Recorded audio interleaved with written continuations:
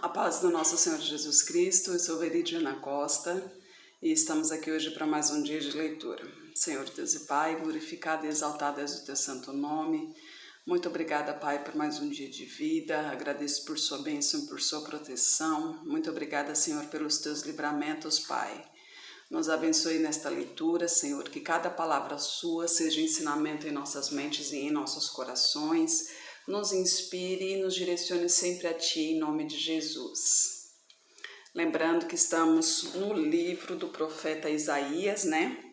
Ontem a gente viu o ministério do Messias, né? Hoje a gente vai ver a proclamação da salvação, né? A gente estava falando esses dias, né? Hoje Deus nos dá a oportunidade de conhecer o plano de salvação, né? O pecado entrou no mundo e até então as pessoas foram nascendo e foi passado adiante sobre a existência do mundo, a existência de Deus, né? De como tudo surgiu. E sobre a entrada do pecado, né? Que com isso entrou a morte. E que depois disso tudo, depois desse mundo todo passado, né, haverá a salvação, que Jesus virá e levará os seus, né? Então, mas Jesus somente virá depois que todos, né, absolutamente todos conhecerem Deus, né? A partir do momento que todos souberem sobre quem é Deus, né?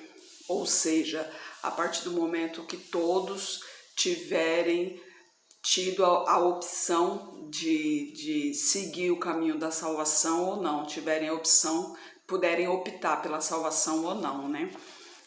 Não vão poder dizer que não seguiu ao caminho do Senhor quando realmente tudo acontecer, porque com certeza vai acontecer no momento ali que Jesus vier. Porque muitos ainda não acreditam e não acreditarão, só vão acreditar realmente quando Jesus vier, né? Quando estiver vendo Jesus, né? Que nem Tomé, né? Precisou ver para crer, né?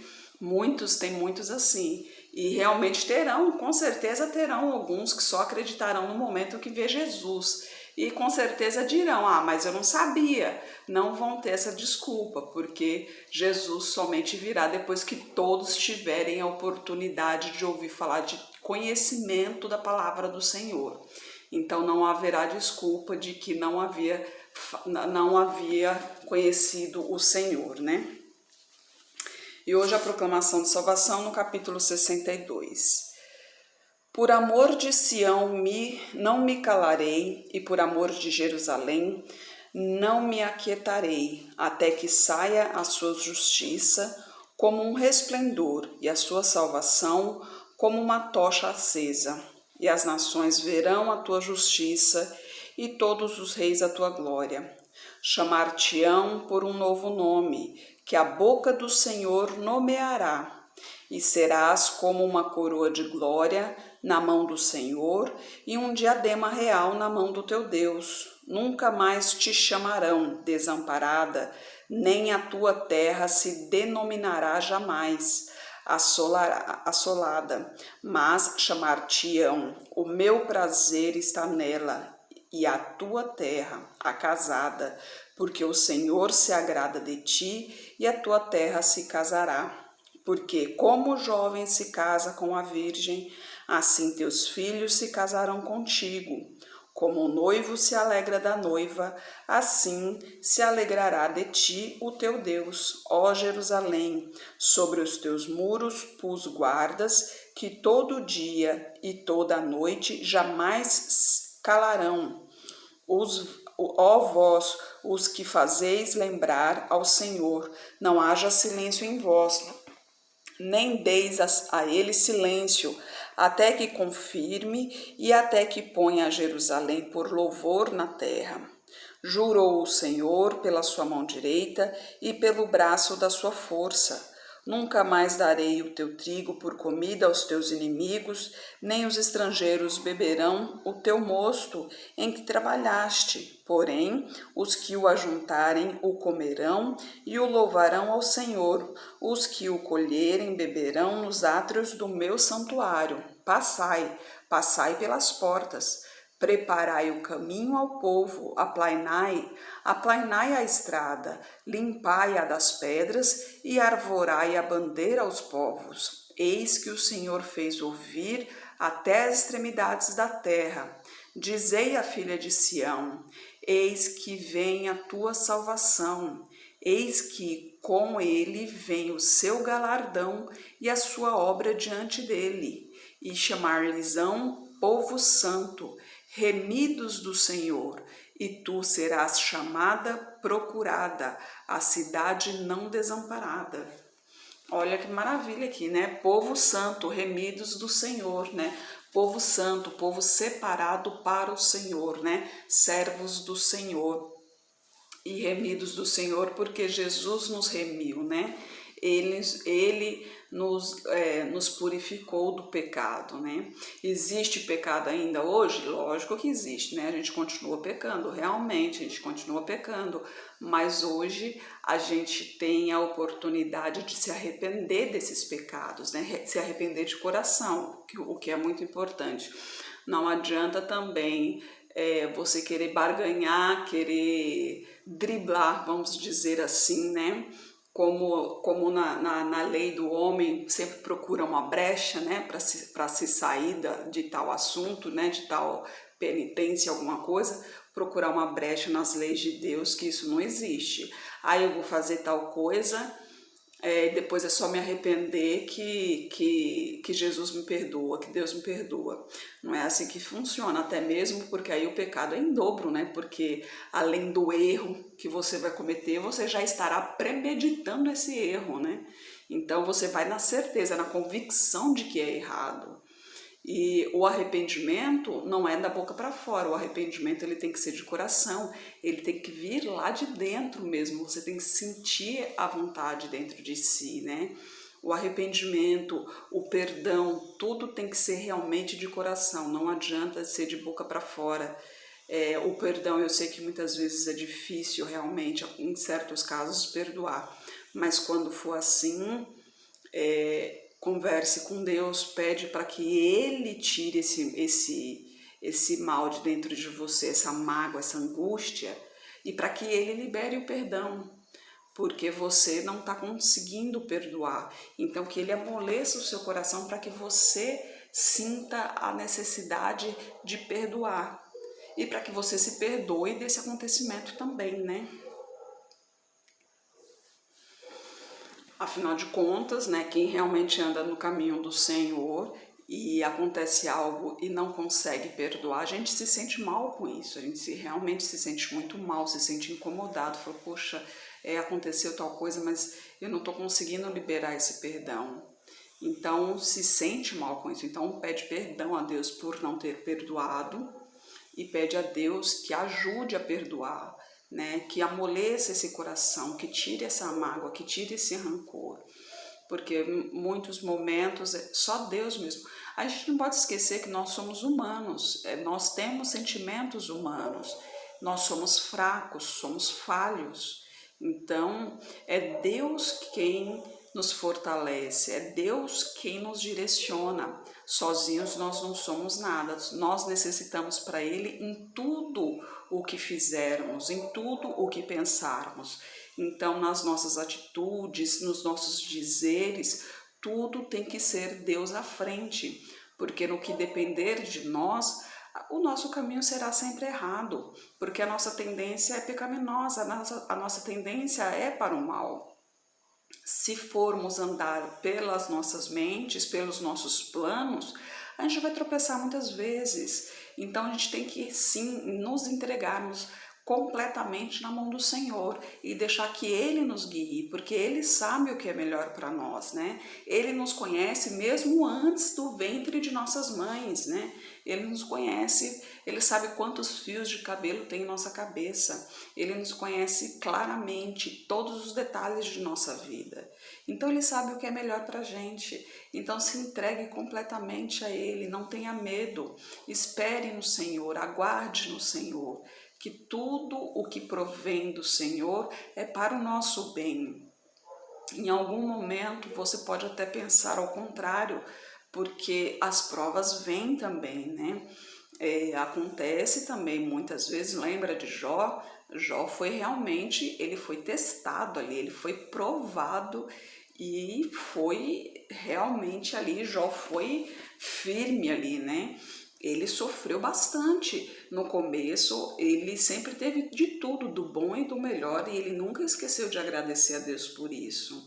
Ele sempre louvou o Senhor, os filhos dele não andavam no caminho do Senhor, então quando eles faziam festa, faziam alguma coisa, Jó sempre sacrificava o Senhor em nome dos filhos, para que se tivesse acontecido alguma coisa no meio do caminho ali, né, ele intercedia pelos filhos. E o que aconteceu, né? O demônio viu isso, né? Então o demônio falou, e Deus estava se orgulhando, né? Lembra que Deus falou, ó, você viu meu filho, meu servo Jó? Então Deus se orgulhava dele. E o que o demônio falou? Ah, também você deu de tudo para ele, só tem motivos para agradecer e adorar. Então o que fez? O que Deus fez? Deus o provou, né? Então o demônio o tentou de todas as maneiras, e aquilo ali foi a prova. Ele passou por provações tremendas, né? Ele perdeu tudo ali. Ele só não perdeu a vida e por pouco, mas ele perdeu tudo que tinha financeiramente, família. A esposa dele não aguentava chegar perto dele porque ele tinha mau cheiro. Ele tinha lepras, era cracas, esse é bem o termo usado na Bíblia, cracas.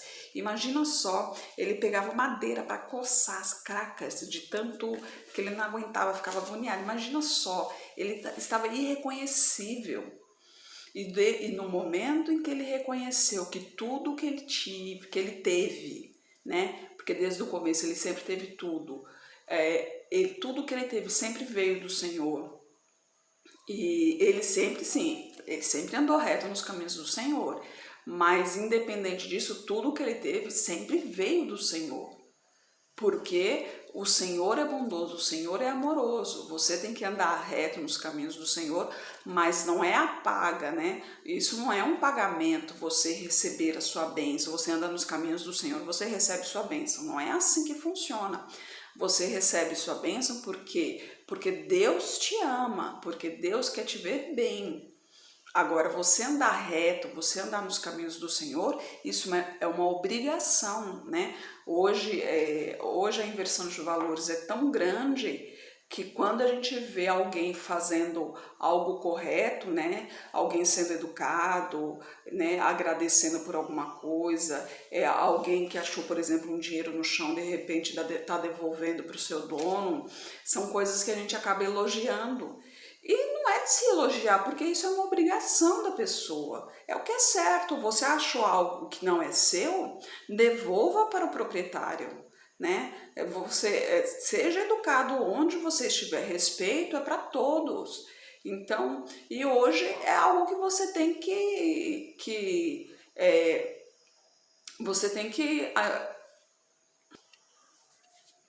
é algo que você acaba tendo que parabenizar a pessoa simplesmente, né, porque pelo ato que ela está tendo ali, sendo que é uma obrigação, né, é uma coisa, é diferente ser educado, né, ser gentil, é algo diferente, o que deveria ser normal, hoje em dia é algo diferente. Hoje em dia o normal é o que? É ser arrogante, é você achar uma coisa que não é seu e ficar com ele. Então são inversões de valores, né? E naquela época Jó andava reto nos caminhos do Senhor e ele falava isso com os amigos. Eu sempre andei nos caminhos do Senhor. E sempre aquela discussão com os amigos. E um menino chamou a atenção dele, falou, peraí, mas tudo que você teve foi Deus que te deu, né? Você merece isso? Não, você é um ser humano, você é pó.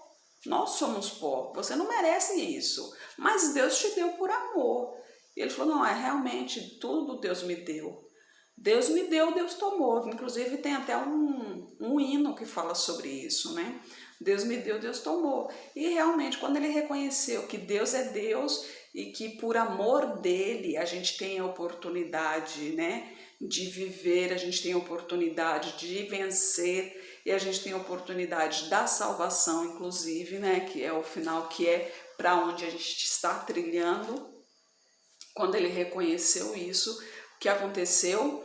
A Bíblia diz que a glória da segunda casa foi maior do que a primeira, porque os seus bens materiais todos vieram em dobro, né? Muito mais do que ele tinha.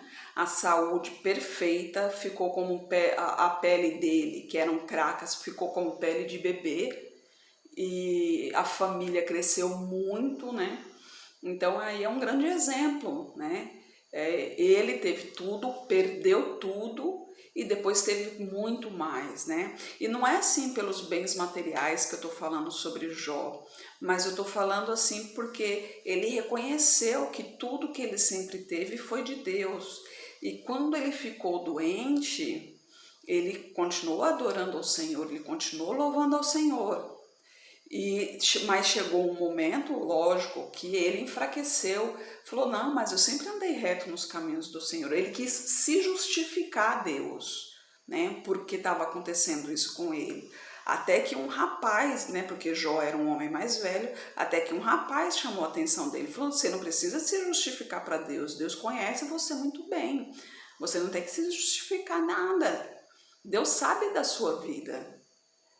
E foi quando ele reconheceu, falou, poxa, não, realmente tudo que eu sempre tive foi por Deus, o que ele quiser fazer comigo agora, ele pode fazer, se ele quiser tirar minha vida, ele pode tirar, porque tudo que eu tive sempre foi dele e tudo que, inclusive a minha vida, pertence a ele, então se ele quiser tirar, que ele tire, ele tem todo o direito de fazer, o que eu posso fazer é aceitar e adorá-lo. E foi quando ele realmente reconheceu e a partir daí a sua vida seguiu, né? E hoje ele está descansando nos braços do Senhor. Então isso serve de exemplo pra gente, porque realmente nada aqui é nosso, né? Isso aqui é tudo passageiro, nem esse corpo aqui é nosso, porque esse corpo aqui a terra vai comer. Então, porque a palavra de Deus diz que quando formos ressuscitados, os que forem para a glória, né? Pretendo estar lá, para a honra e glória do Senhor, os que forem para a glória serão transformados, né? Ou seja, o corpo não vai. O corpo morreu, pronto, acabou. Aí o que vai para o Senhor é o espírito, é a alma vivente que vai voltar para o Senhor. E esse sim será eterno.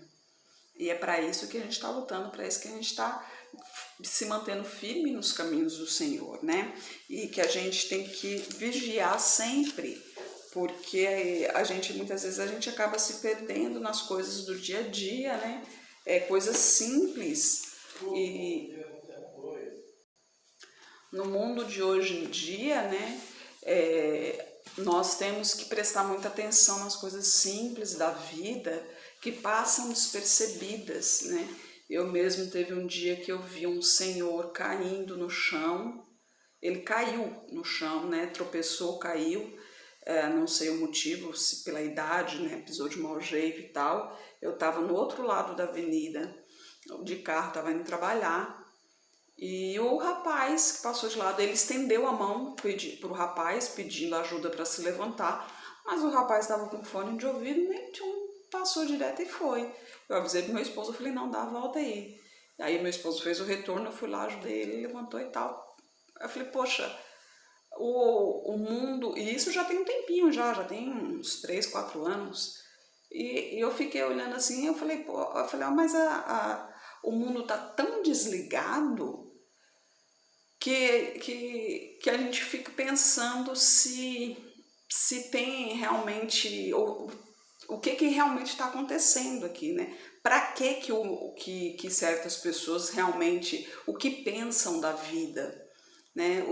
Esses adolescentes hoje em dia, principalmente, né? A palavra de Deus diz que o reino dos céus é das crianças, mas as crianças de hoje em dia já nascem com o celular na mão, já nascem desrespeitando. É bonito ver uma criança falando palavrão, fazendo gestos, batendo nos pais, eles dão risadas. Então a gente tem que ter consciência do que está acontecendo e a gente tem que servir de exemplo para essas pessoas. A gente tem que demonstrar a essas pessoas, através de atitudes, através de falas, através da palavra do Senhor, que essa inversão de valores, a gente tem que mostrar essa inversão de valores, né? A gente tem que mostrar mais a gente tem que divulgar um pouco mais a palavra do Senhor, pegar mais firme nisso, porque a gente não vê falando sobre inversão de valores, por exemplo, na igreja. É muito difícil a gente escutar falando na igreja sobre isso, e precisa pegar mais firme nisso, porque as crianças estão correndo ali, brincando e tal. Tudo bem, criança é criança, tá? Até aí tudo bem, mas no meu tempo, ai de mim se eu, quando a gente ia para a igreja, ai de mim se eu levantasse e saísse ali.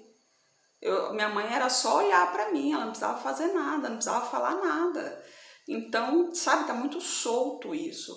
Então tem que ter, as lideranças tem que ter uma palavrinha um pouquinho mais forte. Essa geração de hoje em dia está precisando mais disso, né?